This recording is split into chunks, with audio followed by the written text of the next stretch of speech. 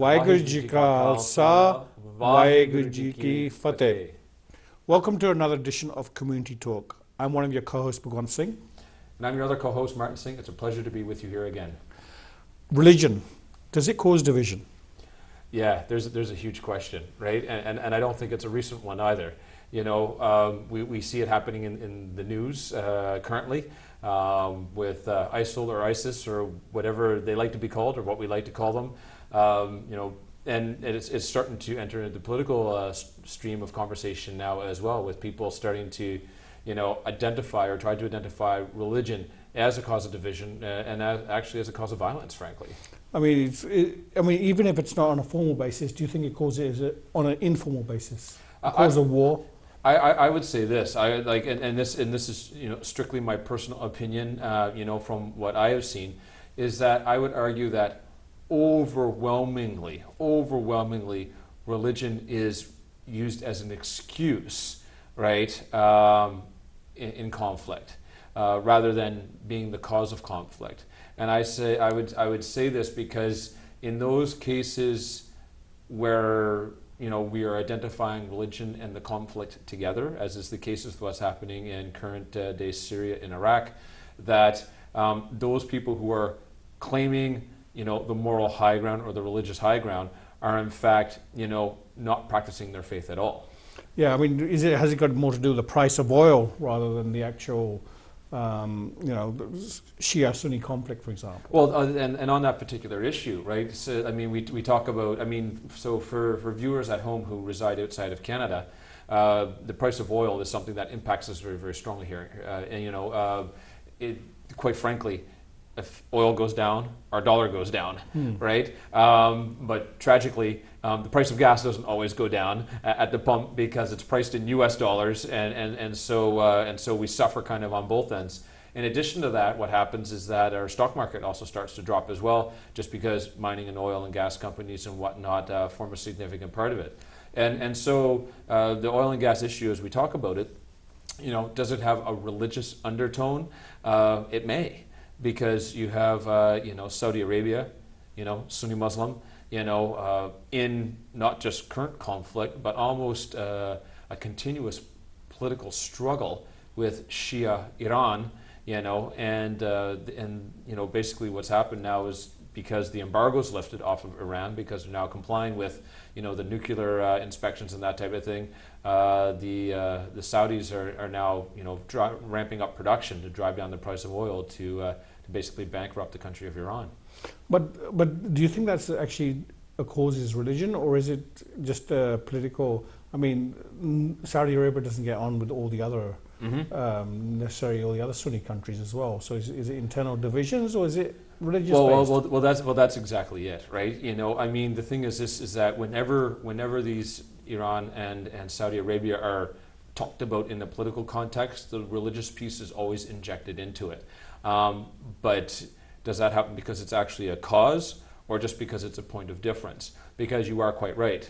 We have many other you know, countries that have had disputes with Saudi, you know, in the past, and also currently on the oil production issue, whereby from a religious perspective, the countries are the exact same, and so you don't hear it talked about, even though the issues around which they're arguing are in fact the exact same. I think critics on religion, I mean, they say that what was religion? I mean, it's an outdated concept, they would say. People like Sam Harris, Richard Dawkins, Christopher Hitchens, I think his name was, Christopher, who's passed away now. The outdated concept that was used by humanity to describe phenomena that they, at least during the Middle Ages, they could not explain, and still used to that. So the criticism of religion is that, you know, if you can't explain something that is to do with an outside power, you know, it's to do with God. But then, you know, as science progresses, the explanation comes forth, and it's no longer God. It's actually some sort of scientific explanation that validates, you know, the natural phenomena. But does that, does that apply to Sikhism, for example? Well, let's ask a bigger question, right? Does, how shall I put it? Does it necessarily invalidate, the faith in question? I'm not so sure that it does, right? For example, we have certain dietary restrictions that exist in certain faiths, and we'll talk about those religions that predate Sikhism, right? So for example, in the Jewish faith, there are restrictions, vis-a-vis pork and also seafood and shellfish in particular, and that type of thing, and people have talked about, well, perhaps that was because, they had a difficult time managing, bacterial infestations or whatever the case may be in those particular foods. And as a result of that, for the safety of the broader community, considering that they couldn't control it at the time, they, had a religious edict or a hukum, basically, as we would call it, brought down to, ban the eating of those particular foods, whereas, it actually wasn't necessarily religiously inspired at all. Let's take, for example, if that criticism is actually true. Does it necessarily invalidate the religion as a whole? And I'm not so sure that it does, right? I mean, people choose to eat or what not to eat, on a religious base, certainly every day. I mean, I'm a vegetarian. It's part of my psyche and it's part of how I live, right? But I don't think that someone coming from outside the faith saying that, you guys are ridiculous because you're vegetarians necessarily invalidates the Sikh faith, if you see where I'm going with that. In addition to that, when we talk about natural phenomena, the one that we, basically point to most directly probably is, of course, the creation story or the creation myth. I mean, I hesitate to call myth necessarily because I don't want to, cast bad words or bad eyes, towards any of our brothers and sisters in other faiths, because, they, some of them do take it as, bona fide, real life fact, but we don't have this in our Sikhism, right? Meaning that the Sikh gurus didn't feel it necessary to delineate, point by point, day by day, week by week, month by month, or year by year, what was happening when with either the creation of the world or the creation of the universe. For me, I feel that this is a particularly inspired approach, meaning that the gurus were interested in focusing on having people live well, good, moral lives, and having us take care of our brothers and sisters in our own families in the broader terms of the faith. And so the focus was very different. And so I would argue, in terms of the criticisms that you mentioned previously from some of those well-noted and well-known critics, don't apply in the same way to Sikhism, simply because Sikhism has insulated itself through the Guru's, proper and true focus on, what religion should really speak to and how it should really guide us. There's another major criticism of religion, that it actually causes divisions in humanity. Now, you've spoken to the Shia-Sunni conflict, and it, some of the, it's more economic rather than an actual religious conflict. But they say that there is a division that between two people, that a religion, instead of uniting two people, actually divides two people. And I look to Ireland, for example, the Protestant Catholic conflict that took place for years. I'm not sure if that is, again, using your example, I'm not sure if that's an economic issue really at the base, but or power issue. Or power. In fact, in that case, yeah. Yeah, but a division of humanity. What's your thoughts on that? Yeah. Well, again, let's. I mean, the Ireland England issue, and the challenges that went on there. I mean, we say it went on for years. It quite literally went on for hundreds of years in that particular case.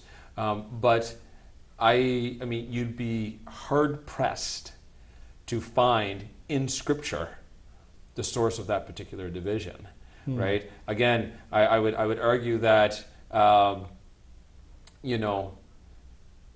the defining of the two sides on the basis of religion was just another defining feature, really, insofar as both groups were Christian, right? It's not to say that they're the same, because certainly Catholics practice differently than Protestants, and we know that there are different groups within the Catholic faith that practice their faith differently, and certainly within the various Protestant faiths there are significant differences that exist there as well. But let's harken back to a current pressing example with the ISIS situation, whereby you have a group who claims the moral high ground in the Muslim faith, who basically persecutes all of those people who are not of Muslim faith, or even who are of Muslim faith, who they, out of convenience, declare apostates because they don't practice their Muslim faith in the same way that they do. We know that these folks are not practicing their Islamic faith as they should be according to Scripture. That is without a doubt. However, what you do is that you see them, how shall I put it, reacting in a reactionary fashion, meaning there's something that they want to do, and so then they try to justify it by Scripture.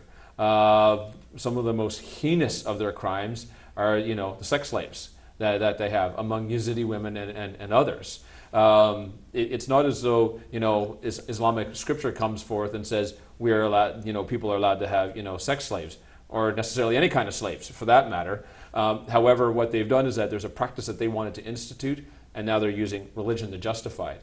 So is religion the problem? No, religion is not the problem. What it is, it's being used as a convenient excuse to have people put in practice things that they want to do, whether they be good, evil, or indifferent. I actually look to also the class struggle as well. I mean, is religion, because there is a class struggle. I mean, Europe especially, and even in Canada here, you have people who, the 1%, and the rest of us, and our struggles for living better lives. And do you think religion's used, again, to sort of undermine class struggle? Or enforce class struggle, as the case may be, right? Here in Canada, we have direct example of that, right? In Quebec, the Catholic Church held significant power for years and years and years and years, meaning that the hand of the church and the hand of the political power were really in the same glove, so to speak. And they were able to act with impunity. What would happen is that you would have people, either due to their church position or their political position, who in fact were able to declare people mentally incompetent. And this was not that long ago. Like, we're talking 1940s and 1950s at that point. Right. And so what happened is that, and this might be interesting for viewers outside of the country, or even for, Canadians who don't know this part of their history quite as well, is that you had what they call the La Révolution Tranquille, meaning the quiet revolution, whereby people shed, that particular umbrella that they're being governed under for a new particular form of politics. And in throwing off the political power in that particular struggle, they threw off the religious one as well, because the two were really basically running hand in hand. The question is that, was the church, in doing what they were doing, acting as they should be according to Scripture? And I would argue that the answer was no, right? I'm not so sure the church has a role going around, and having people declared, mentally incompetent or not, or deciding who should be in power or not, or whatever the case may be. But what has happened now as a result is that the church-going population in Quebec has been in significant decline, over the decades, to the point now where the Roman Catholic Church is basically selling off their church properties everywhere, and religions and immigrant groups that are, coming in and growing, including our community, are in fact buying some of them and using them for our own places of worship. Like, you have the what they call the Quebec Gurdwara, that's in Montreal. It exists in what was formerly a Roman Catholic Church. I just want to take that point a little bit further. So the religious now is becoming the secular, right? So what role does the Sikh religion have to play? Well, I think that the Sikh religion, so how shall I put this? We talk about it with respect to our own community first, I guess, and then we can chat about it with respect to the broader community, whether it be Canadian or otherwise.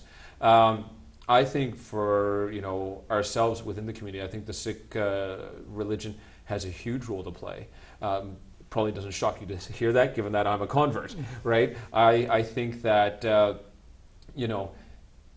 the way that it is described, and how shall I put it, the fact that it's a faith that you can live, right? It is the path that you walk on, that you step on. I mean, when you're reading through the Scripture or various interpretive texts, you can almost envision yourself doing that, meaning that it's a faith that you live. It's not something that just exists that you speak out of your mouth and that's it, or whatever the case may be. It's something that if you take it seriously, governs your life, in a very positive way, and that it provides you direction for good moral judgment. And so I think that it's very much relevant on a go-forward basis. In addition to that, I think also that it's very important as part of the multicultural mosaic that exists here in Canada and elsewhere, in that it's useful to have the opportunity to compare and contrast between what we do in terms of religious practice or cultural practice, because the two are not necessarily always the same. No.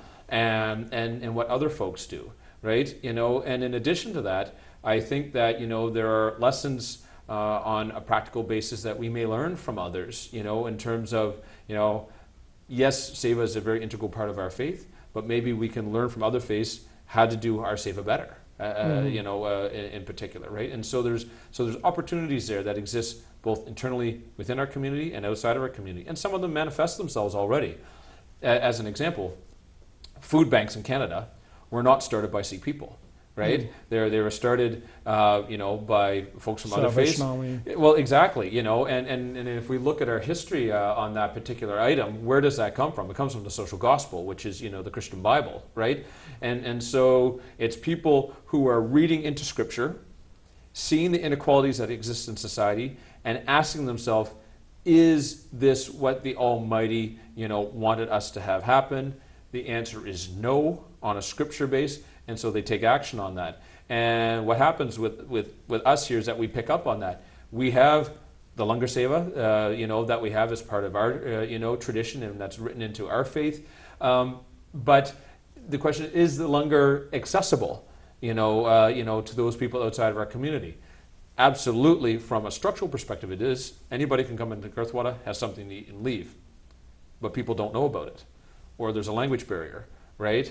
And so what's happening now is that you have some, really good groups that are coming out and saying, we're actually going to make a seva food bank. Yeah. And I think it's very important to attach the term seva to food bank. I mean, because they have all different kinds of food banks out there. But what it is that you see now the living aspect of the Sikh faith being brought forward in terms of service to the community. And this actually crosses both sides of the ocean, as well as here in Canada. Actually, something that UK Sikhs have picked up on as well, or they've been doing for many years, and they have city centres where they feed the homeless. They take langar on weekly basis. I know them looking on the internet. Midlands, Langar Seva, and that sort of thing. So just coming back to our sort of the focus, the religion, does it cause division? In our community, I mean, what parts of our religion sort of speak to interfaith? Right, speak to actually uniting people rather than causing division, do you think? Well, I mean, I would argue in both word and in spirit, Sikhism speaks, to working together, meaning that our Gurdwaras are not in any way restrictive. Anybody from any faith can come. In addition to that, there's no obligation. I mean, yes, you should cover your head, and you should take your shoes off your feet and that type of thing when you come in. But outside of that, there's no obligation on anybody from any particular faith, or in fact no faith, to in any way accept part of our faith prior to coming in and practicing with us, or just even being a silent observer, as it were. And so I think that is particularly important. In addition to that, we see areas, and I'll go back to the food bank example again, where different faith groups actually work together. For example, Guru Nanak Sikh Gurdwara out in the Lower Mainland prepares a bunch of food. I can't remember if it's once a week or that type of thing, but then they take it to the downtown east side in Vancouver, and it's actually served out of the church hall of a United Church.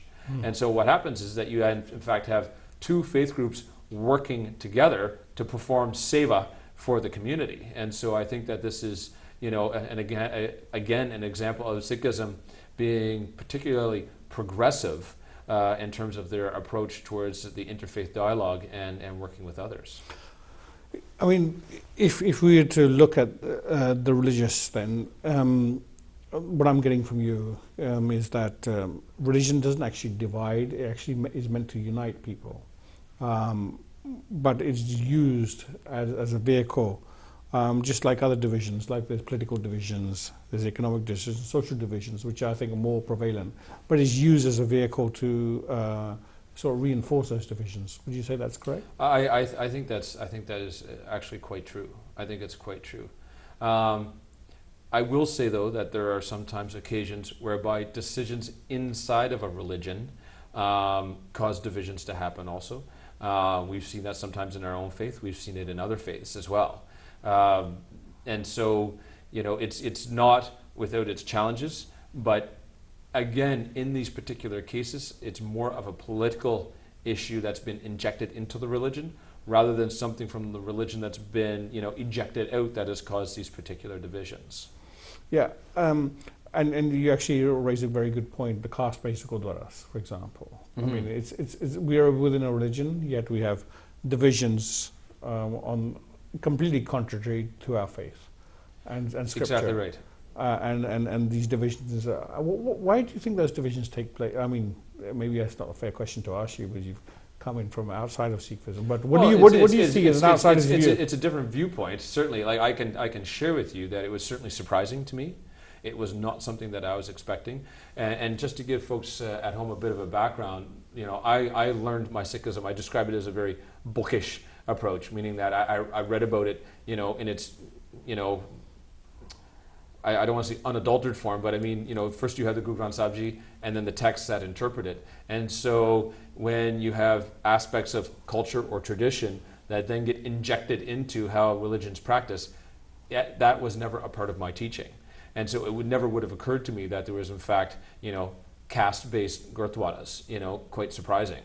Or that people would segregate on a caste base, in terms of who gets elected to an executive of a gurdwara or not. And so this was particularly shocking for me. And in addition, I would go as far as to say that those divisions exist, but it's not religion that's the problem in this particular case. Religion, in fact, is the solution, right? We have the answer to these particular issues. It exists within our scripture. We are simply choosing not to follow it. But why do you think that we're not following it? Do you think? What do you see, or do you say, "My God, I don't understand why people are following it"?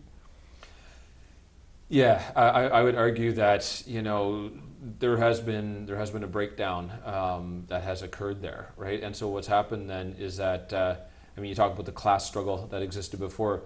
It's about power. It's economics, isn't it? Economic power and just also, straight up pure political power, right? We don't necessarily term it in that context when we speak about it, in gurdwaras, but that's what it is. I mean, there's people who feel, the necessity to impose their wills on other via, the gurdwaras or a particular gurdwara, and then there's folks who, chafe against that, either rightly or wrongly, from a personal or religious perspective, and then they choose to go, and set up their own organization. And because Sikhism exists more as a federation than a dictatorship, in terms of its structure, right? How particular gurdwaras are named and run, can have a fair amount of variability. I don't think we have much time left, I'm afraid. But just the last point. You actually mentioned that religion is a solution rather than the problem, and what you really mean by that is that you're saying that if people adhered more to the scripture, adhere more to what the original founders of the religion, say Guru Nanak, thought or thought process was, then that is the solution, and not this division that we see now, which is a mechanism is used to divide people. Yeah, I think first steps first. I think folks have to know about their faith before they can adhere to it, and so I think that it's important that an education process take place so that folks have a solid understanding of what in terms of our own community, what the Sikh faith has to offer, but also in terms of other faith groups too, what their scripture has to say, because I think that in general, it's very enlightening and provides direction and moral instruction. And for us in the Sikh community, we are particularly fortunate that the Gurus, got down, on paper for us, in full, complete form what needs to be done from our side, in terms of living a good life. On that note, we have to actually end our program. And it was a pleasure for us to join yourselves in your living rooms. We do value your feedback. You see the email address at the bottom. Please give us our feedback. And we want to use that as a mechanism to build a better show. Yeah, we read them. Just so people know, like your feedback actually comes back to us, we're very, very interested in what you have to say, and we go through them both individually and together, and they help instruct us, on the subjects and topics to cover for future programs. Vaheguru Ji Ka Khalsa, Vaheguru Ji Ki Fateh.